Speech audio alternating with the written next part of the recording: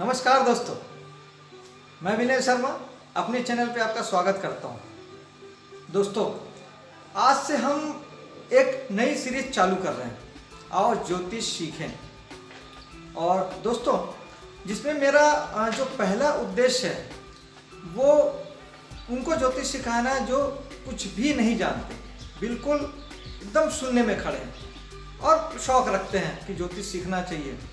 और मैं तो कहता हूँ दोस्तों, इसमें उम्र का भी कहीं कोई बाउंडेशन नहीं है। आप अगर रिटायर पर्सन हैं तब भी आप बहुत अच्छे से आप ज्योतिष सीख सकते हैं। जो रिटायर हैं उनके पास तो करने को कुछ नहीं है, इससे अच्छा दोस्तों कुछ भी नहीं है कि आप खाली समय का उपयोग करिए, ज्योतिष सीखिए और इस जन्म में आप जहाँ जाके छोड़ेंगे अगले जन्म में फिर वहाँ से आपकी शुरुआत होगी। और दोस्तों, वैसे भी सीखने की कोई उम्र होती नहीं। तो दोस्तों, पहले तो आप ये समझ लीजिए कि ज्योतिष है क्या। मैं बहुत शून्य से शुरू करूंगा दोस्तों, एक बिल्कुल न्यूली हर आदमी जो पहले दिन से जो कुंडली के बारे में कुछ भी नहीं जानता, उसको ये भी नहीं पता कि कुंडली कहते किसे हैं, मैं वहाँ से शुरू करूँगा। हाँ, लेकिन कुछ बेसिक चीज़ें आपको बता दूँ दोस्तों कि कुंडली अथाह है दोस्तों, इसका नॉलेज की कोई लिमिट नहीं है। समुद्र को नापा जा सकता है लेकिन आप ज्योतिष को नहीं नाप सकते, इसके विषय को नहीं नाप सकते। इसकी कम से कम 50 शाखाएं दोस्तों, और सिर्फ एक शाखा पे भी मैं अगर पूरी जिंदगी भी लगा दूंगा ना तो शायद मैं उसको कंप्लीट ना कर पाऊँ। अगर मैं रिसर्च बेस्ड काम करता हूँ, अगर गहरे पे जाता हूँ, अच्छा मतलब एकदम उसमें मैं अपना महारत हासिल करता हूँ, तो ऐसा तो मैं एक विषय को पकड़ के करूँगा पूरी ज़िंदगी खत्म हो जाएगी। तो 50 विषय के लिए तो मुझे 50 जन्म लगेंगे। तो ये तो तय है दोस्तों। मुझे 25 साल हो गया दोस्तों, 95 से मैंने ज्योतिष पढ़ना शुरू किया था जब मेरी उम्र 18 साल थी। तो अब आप मतलब देख सकते हैं कि मतलब 25 साल में भी मुझे लगता है कि बहुत कुछ सीखना है। और अगर रिसर्च करने बैठूंगा तो लाखों विषय इसी कुंडली से देखे जाते हैं दोस्तों, लाखों विषय। और किसी एक विषय पर रिसर्च करूंगा तो 5 साल लगेगा, तो 100 साल की जिंदगी में मुश्किल से 20 विषय पे मैं रिसर्च कर पाऊंगा। और पूरी तो 20 विषय पर रिसर्च करूंगा तो लाखों विषय में हजारों जन्म लग जाएंगे। तो अनंत है दोस्तों। हाँ, लेकिन आपको डरने की आवश्यकता नहीं है। देखिए दोस्तों, जीवन की कितनी भी बड़ी यात्रा हो, हजारों लाखों किलोमीटर की यात्रा भी हो, तो शुरुआत तो पहले कदम से ही होती है। और वो पहला कदम कभी ना कभी तो आपको रखना ही पड़ेगा। वो दिन कभी ना कभी तो आएगा जिस दिन आप पहला कदम रखेंगे दोस्तों, वो बहुत मायने रखता है। तो क्यों ना वो पहला कदम आज ही हो, आज से उसकी शुरुआत करते हैं। मैंने भी 25 साल पहले थोड़ी सोचा था कि मैं 25 साल बाद भी मैं ज्योतिष पे मैं बात करता नजर आऊँगा। मैं तो शौक में चालू किया था, मुझे पसंद था, इंटरेस्ट था, अच्छा लगता था। तब तो ये भी नहीं सोचा था कि इतना भी जान जाऊँगा कि दूसरों को बता सकूँगा। पहले तो खुद की कुंडली को जानने के लेके उत्सुकता थी, फिर खुद के जानने लगे तो दोस्तों की देखने लगे, दोस्तों को मजा आने लगा, खुद को मजा आने लगा, तो फिर धीरे धीरे कहानी बढ़ती चली गई। अब आज 2 अलमारियाँ किताबों से भरी पड़ी है और स्टडी है कि रुकने का नाम नहीं लेता। और अब तो यूट्यूब सबसे बड़ा ज्ञान का खजाना है। तो आप ही की तरह मैं भी सीखता हूँ। हाँ, बस फ़र्क इतना है कि मैं वहाँ से सीखता हूँ जहाँ पे मैं पहुँच गया हूँ, मैं वहाँ से आगे सीखता हूँ। जहाँ पे आज मेरा नॉलेज है, मैं वहाँ से आगे सीखता हूँ। मान लीजिए कि मैं 10वीं क्लास तक पढ़ लिया हो तो मैं 11वीं से पढ़ता हूँ। अभी आपको जिनको नहीं आता उनको पहली क्लास से पढ़ना है, तो वो वाला काम मैं कर रहा हूँ। तो दोस्तों, अगर आपने अभी तक मेरे चैनल को सब्सक्राइब नहीं किया है तो विनम्र निवेदन है कि मेरे चैनल को सब्सक्राइब कर लीजिए और बेल आइकन को जरूर दबाएं दोस्तों, ताकि मेरी सारी वीडियो आप तक पहुंचती रहे, जिससे आपके लर्निंग में कोई बाधा ना आए और आप भी अच्छी तरह से सीख सकें। ये सीरीज चलाएंगे दोस्तों, इसको लंबा चलाएंगे, ये 3-4 साल इसको चलाएंगे। 3-4 साल क्या है, जब तक मैं जानता रहूँगा तब तक आपको बताता रहूँगा। दोस्तों, अब सबसे पहले आते हैं कि कुंडली। तो कुंडली होती क्या है ये समझते हैं। तो दोस्तों, अंतरिक्ष में सूर्य है और सूर्य का एक परिवार है जिसमें 8 ग्रह उसके चक्कर लगाते हैं। तो 8 में से हम फिलहाल यहाँ इंडियन एस्ट्रोलॉजी में हम केवल 7 ग्रह को ही कंसीडर करते हैं, 8वें को हम नहीं लेते हैं। और 2 ग्रह हम लेते हैं छाया ग्रह जिसे कहते हैं राहु और केतु, जो कि ग्रह नहीं है लेकिन हम उसे ग्रह में कंसीडर करते हैं। वो क्यों लेते हैं वो मैं आपको अगले किसी एपिसोड में समझाऊंगा। अभी सारी बातें एक साथ बताऊंगा तो आप कंफ्यूज हो जाएंगे।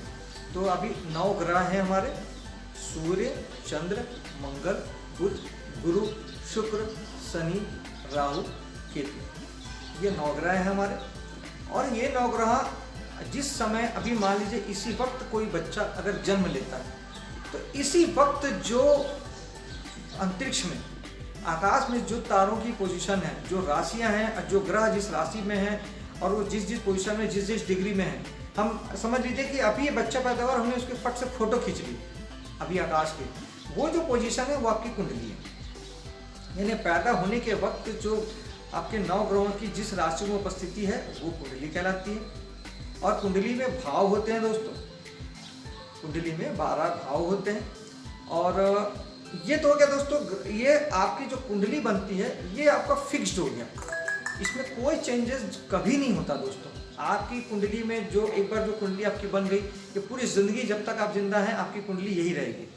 लेकिन ग्रह तो चल ही रहे हैं, ग्रह लगातार अंतरिक्ष में घूम रहे हैं, सारे राशि में उनका गोचर चल रहा है।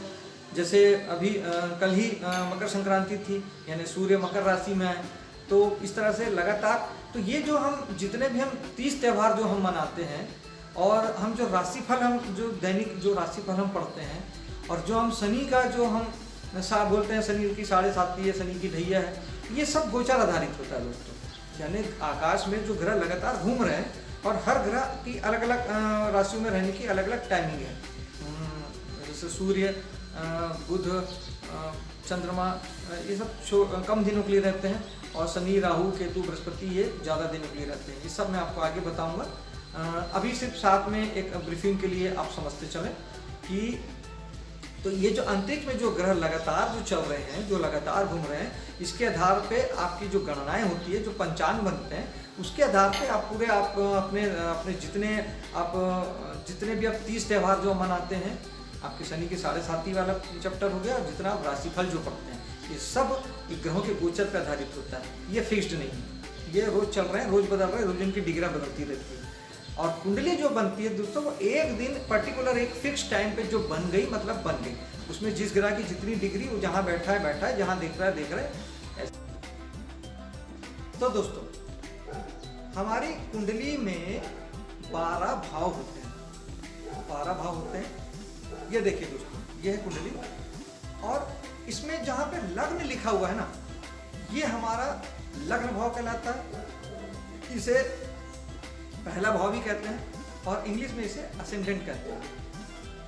लग्न, असेंडेंट, पहला भाव, यहाँ से कुंडली की गिनती शुरू होती है दोस्तों। जहाँ 2 लिखा है ये दूसरा भाव, 3 तीसरा भाव, जहाँ 4 लिखा है वो चौथा भाव, जहाँ 5 लिखा है वो 5वां भाव, जहाँ 6 लिखा है वो 6ठा भाव, जहाँ 7 लिखा है वो 7वां भाव, जहाँ 8 लिखा है वो 8वां भाव, 9 वाला 9वां, 10 लिखा है वो 10वां भाव, 11 लिखा है वो 11वां भाव, और जहाँ 12 लिखा है वो व्यय भाव, 12वां भाव, 12वां भाव।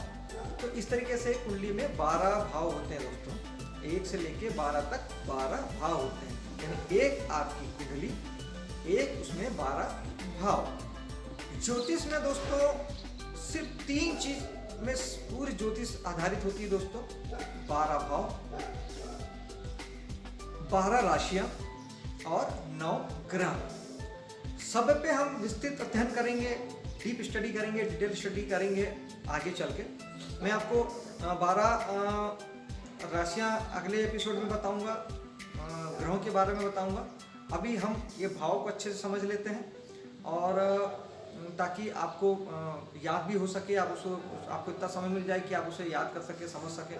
और दोस्तों जैसे जैसे आप एक कुंडली का अध्ययन जब करना शुरू करेंगे, तो सबसे पहले आप अपनी कुंडली को ही सामने रख के सारा अध्ययन कीजिएगा, क्योंकि अपनी कुंडली से अच्छा अध्ययन करने का कोई तरीका नहीं होता दोस्तों। आज भी मैं नहीं कुछ कोई चीज़ सीखता हूँ, नया किसी को अप्लाई करना है, नए किसी योग को, नए किसी बात को, नए किसी सिद्धांत को, नए किसी उसको मुझे अगर देखना, पढ़ना, समझना होता है, तो मैं अपनी कुंडली सामने रखता हूँ, उस पर उसको मैं लगाता हूँ, उसमें उसको मैं देखता हूँ लगा के, और उससे ही मुझे उसकी चीज़ें समझ में आती है। क्योंकि जो अनुभव आपके पास खुद को लेके है, वो कभी किसी दूसरे को लेके हो नहीं सकता। दूसरे नंबर पे आते हैं आपके घर परिवार के, आपके एकदम क्लोज रिश्तेदार और आपके करीबी दोस्त, जिनको आप बहुत अच्छे से जानते हैं और उनके जीवन की एक घटनाएं जानते हैं और उनके बारे में जानते हैं। दूसरे नंबर पर वो आते हैं। तो पहले नंबर पे आप स्वयं, दूसरे नंबर पर आपके घर के बिल्कुल लोग, आपकी पत्नी, आपके बच्चे, आपके माँ बाप, आपके भाई बहन, और उसके बाद में आपके नीरज नीरज दोस्त या रिश्तेदार। इतने पे ही सारे कुंडली का अध्ययन आपको करना है हमेशा आजन्म। चाहे आप कितना भी ज्योतिष जान जाए, आपकी स्टडी हमेशा, आज भी मैं कह रहा हूँ ना, दूसरे पे नहीं, आज भी मुझे अपनी कुंडली पे ही कुछ भी देखना होता है। कोई भी चीज़ नया सिद्धांत देखूंगा तो मैं अपनी कुंडली पे देखता हूँ। मैं भी सीखता हूँ, मेरी भी आज भी मैं सीख रहा हूँ लगातार, क्योंकि मैंने अभी बताया आपको कि 10 जन्म भी हो जाए तो शायद इसका समय कम पड़ जाएगा ज्योतिष सीखने के लिए। तो बस फर्क इतना है कि मैं जहाँ पे हूँ मैं वहाँ से सीखता हूँ, मैं जहाँ पे हूँ मैं जितना जानता हूँ मैं वहाँ से आगे की चीज़ें सीखता हूँ जो मेरे को लगता है कि मुझे सीखा जाना चाहिए। और आप अभी जहाँ हैं आप वहाँ से सीखेंगे। तो आप भी एक दिन वहाँ पहुँच जाएंगे जहाँ मैं हूँ।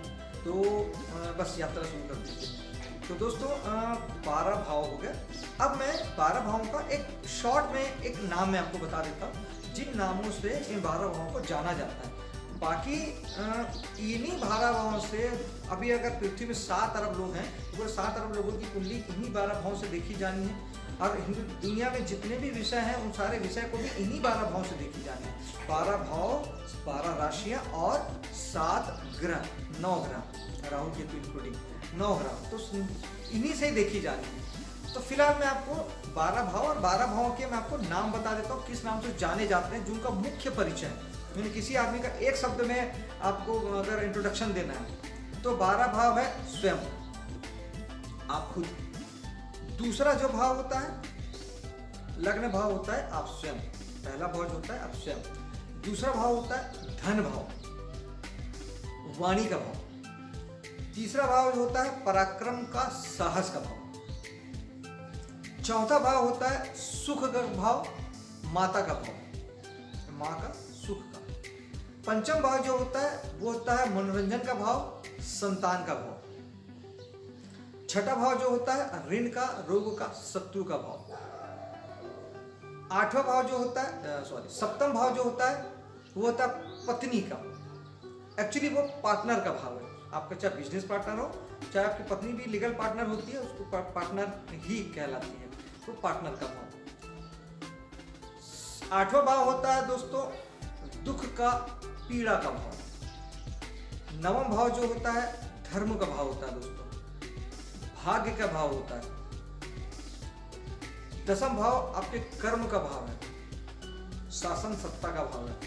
11वां भाव, एकादश भाव आपकी इच्छा पूर्ति का भाव है और लाभ और गेंस का भाव है। और 12वां भाव जो होता है वो होता है व्यय का, खर्चे का और अलगाव का। ये 12 भावों के सिंगल नाम है दोस्तों। अब हम आगे के एपिसोडों में इस पर डीपली स्टडी करेंगे। पहले भाव से लेके 12 भाव तक एक भाव को लेके करेंगे, राशियों को लेके करेंगे। तो यहाँ तक आप इतना आप थोड़ा सा दिमाग में बैठाइए।